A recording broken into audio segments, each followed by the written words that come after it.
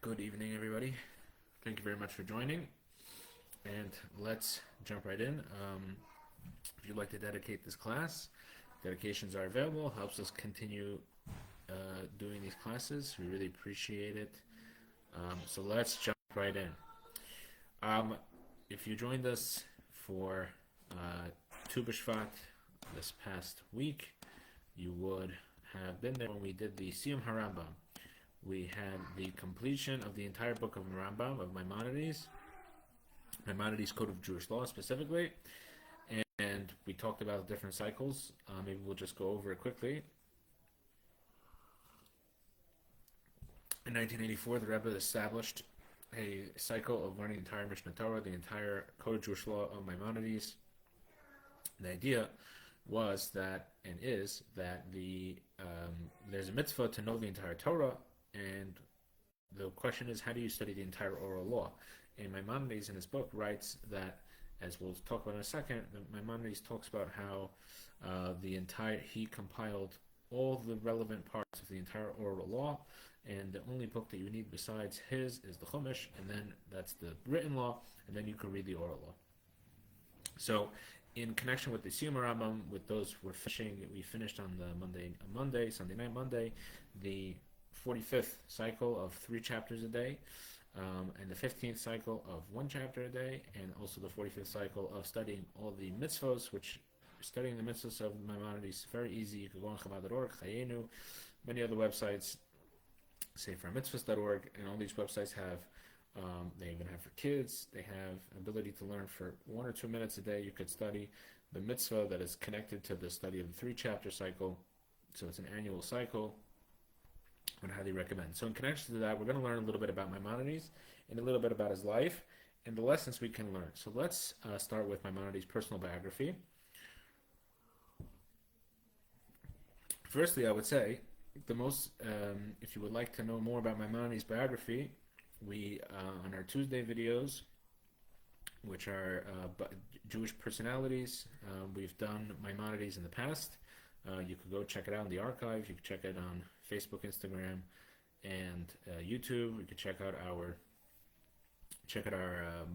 video we did on Maimonides. At any rate, we'll just go a little overview. Maimonides grew up in Cordoba in Spain, and when he was about 13 years old, the persecution from the invading, I believe it was Almohad Muslims, and they had to flee to Fez, Morocco, and then from there they went to the land of Israel. They couldn't stay, and he ends up settling in Cairo in Egypt. That's on one foot, as they say. But basically, for most of his youth, he was on the run. And he gets to Cairo, and he's appointed as the Sultan's physician, and which was not in Cairo, or he didn't don't remember the exact details. He didn't live very close by, apparently. It was not like a simple thing to travel every day to the king's court. And Maimonides had a very difficult life. And there's actually a letter of Maimonides. I'll read some of it in English. I don't know what language was written originally, but I will read it to you, just so you can get a sense of Maimonides' day. Now, one other thing I forgot to mention is Maimonides also describes the passing of his brother. The passing of his brother had a tremendous impact on him. First of all, that was part of the reason he ended up becoming a practicing physician, was because his brother was a merchant that would support the family, and after his brother's untimely passing, he had to become a physician to support his family. So it was a very unfortunate situation, and it really, really broke him. Let's read a little bit of this letter, which was written to Rabbi Shmuel ibn Tibon, and Maimonides writes as follows. I reside in Old Cairo, Egypt, and the king resides in New Cairo, a distance away. The work I do for the king is very difficult for me. I must visit him every morning, and when he or his family or a family member falls ill, I do not leave the palace for the majority of the day. I return home in the afternoon hungry. The streets are full of people, Gentiles and Jews, simple people and noblemen, judges and police officers, friends and enemies, all are waiting for my return. I dismount, wash my hands, go out to excuse myself to the crowd while I first have something to eat, my only meal of the day. Then I go treat the assembled crowd and write them prescriptions and medical guidance. They come and go one after another until nighttime, and sometimes 2 hours into the night. Out of great exhaustion, I see them while lying down, and when night falls, I am utterly exhausted, unable to speak. So that's a pretty grueling schedule. He's treating the king's family all day. Then he has to treat all these people to the point he can't even sit up to treat people. Ultimately, Jews are unable to speak privately with me except for Shabbos, when or most of the congregation comes to me after the services. Then I guide the community and teach them what they need to know for the upcoming week. They study Torah with me until the afternoon, and then they go on their way. Some of them return to study with me after the afternoon prayers until the evening prayers. This is my daily schedule, and I only have recounted just some of what you will observe if you shall visit me with God's help. So Maimonides, again, very, very difficult personal situation, whether it was the persecutions that he faced as a youngster, to the point where he goes to Egypt, to the passing of his brother, and eventually the fact that he is a prominent physician in the community that really affects his ability to do what he loved most, which was to study Torah and teach Torah and write Torah. The second thing, another thing I should say that Maimonides faced was internal opposition within the Jewish community. And the reason was as follows. First of all, the Maimonides was not afraid to say what he thought.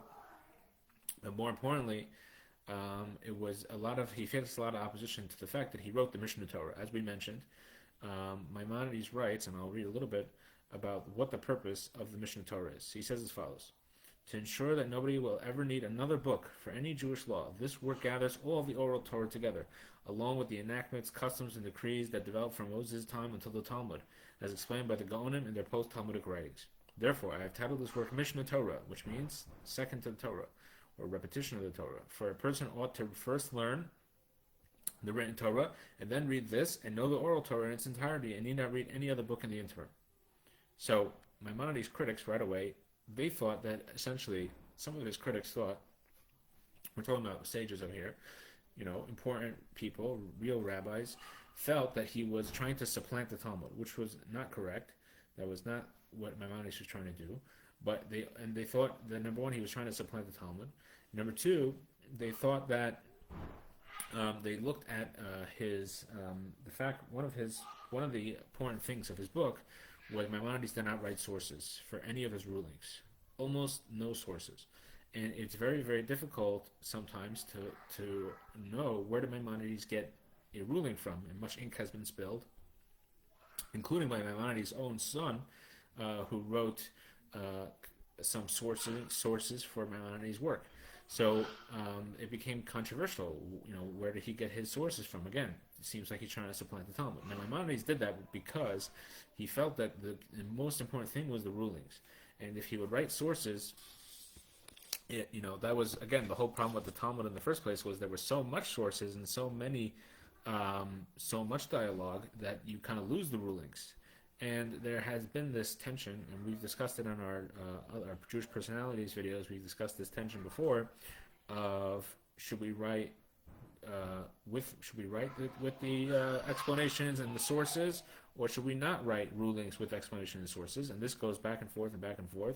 And the Shulchan Aruch, by the way, the Code of Jewish Law, that has been accepted by the Jewish people as one of the most authoritative books by Rabbi Yosef Karo, follows this, you call it a Maimonidean work, where he does not write the rulings. Again, that was also criticized as well. At any rate, so Maimonides was criticized, and don't forget, Maimonides is the first one to do this. So he's, and really, as we'll see in a moment, he's one of the only ones. But basically, he writes this book. Then he also writes another book called The Guide to the Perplexed, the Moreh Nevuchim. And in the Moreh Nevuchim, and the Guide to the Perplexed, he uses Aristotelian-style debate or philosophy in order to come to traditional Jewish conclusions.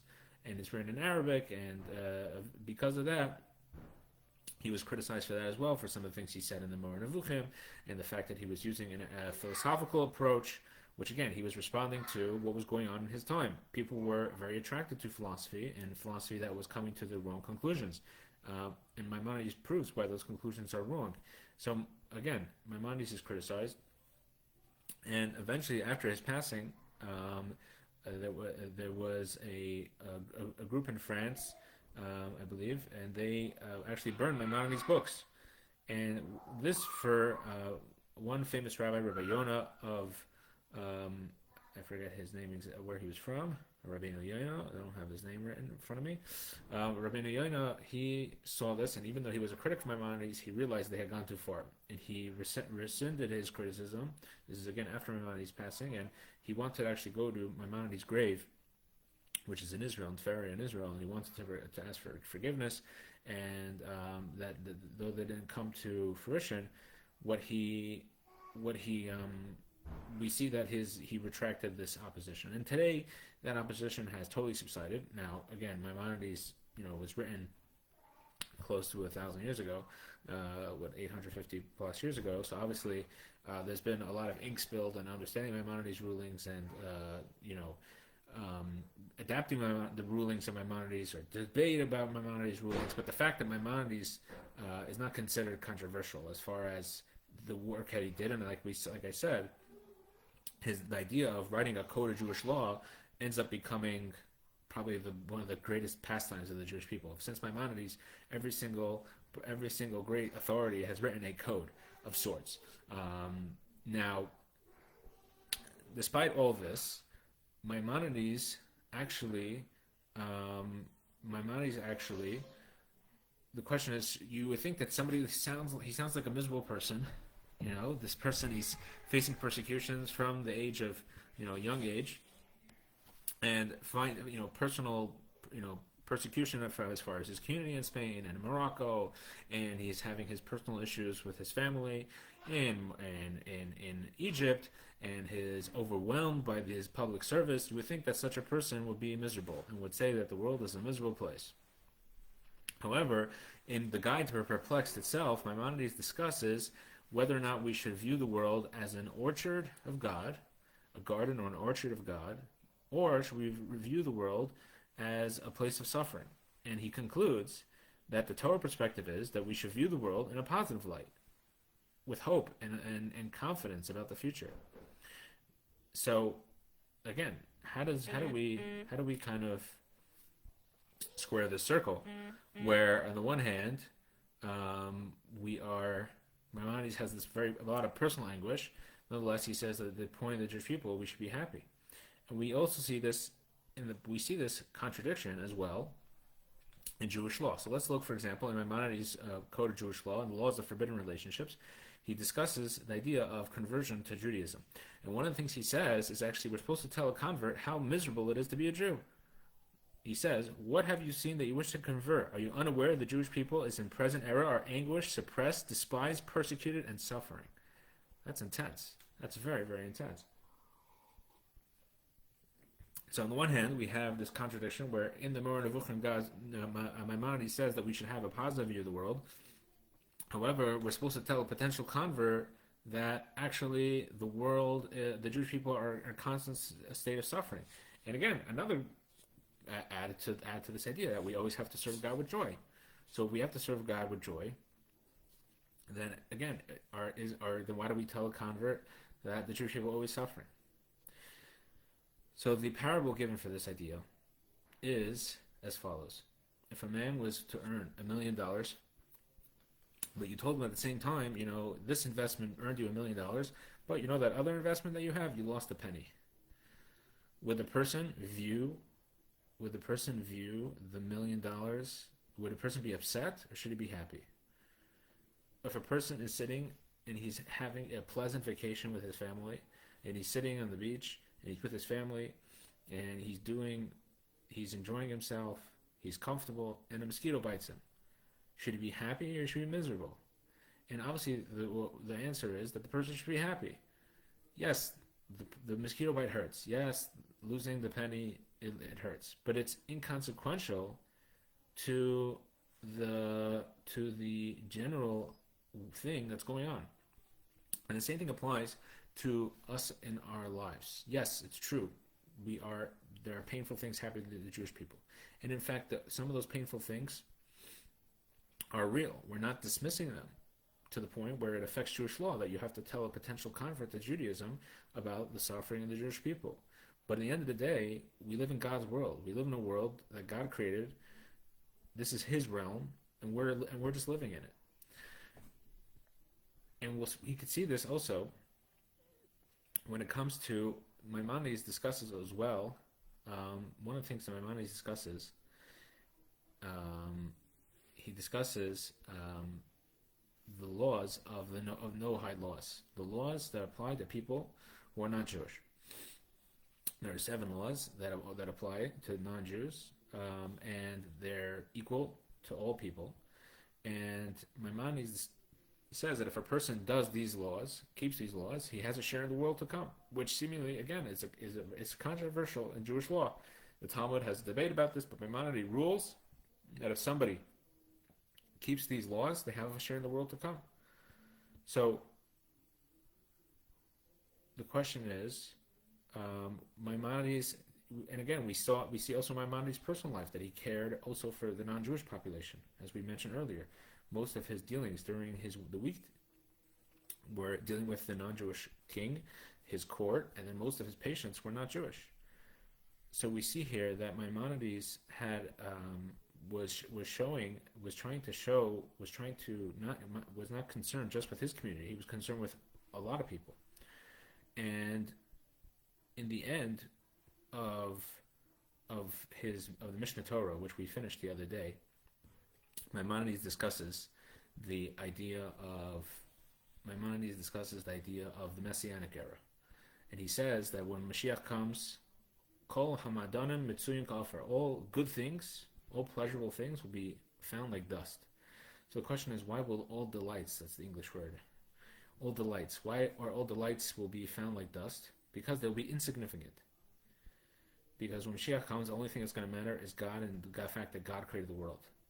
That the whole, like Maimonides says and quotes from Isaiah, the whole pursuit of the world will be to know God, just like, and to see that God, the whole world will be filled with the knowledge of God, like the water covers the seabed, and that will be the whole pursuit of the entire world. And Maimonides is saying that there will still be physicality. In fact, there will be an abundance of physical and material wealth and good things. However, it will be like dust; it will not be relevant. Just going back to our conversation, how yes, there's suffering. Yes, there's things that are there are things that are painful. But the question is, what is the focus?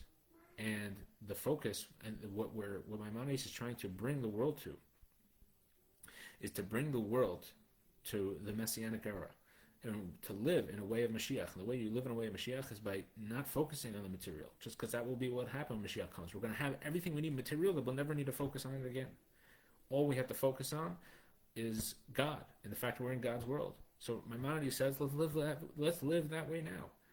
Let's stop focusing on the pain and the suffering. Let's focus on the good that we have, the fact we live in God's world. And Maimonides says that this applies even to the non-Jew. And in fact, that we tell a non-Jew, what do we tell him? We tell him that who wants to convert, we tell him, there's suffering in the world, and it's real. And now we want to see, if you're going to be part of the Jewish people, we need to see, are you willing to ignore that? Are you willing to be someone who is willing to push that aside and realize that's not what it's all about? Yes, there's pain. Yes, there's suffering. And it's real pain and it's real suffering. We're not dismissing that. It's valid, as they say in complex psychology. But our job as the Jewish people is not to focus on it. Our job is to focus on all the other good around us, the fact that we're in God's world. And the ultimate of that will be with the coming of Mashiach, maybe speedily in our days. Thank you very much for joining. Have a good Shabbos, and God willing, we'll see you next week.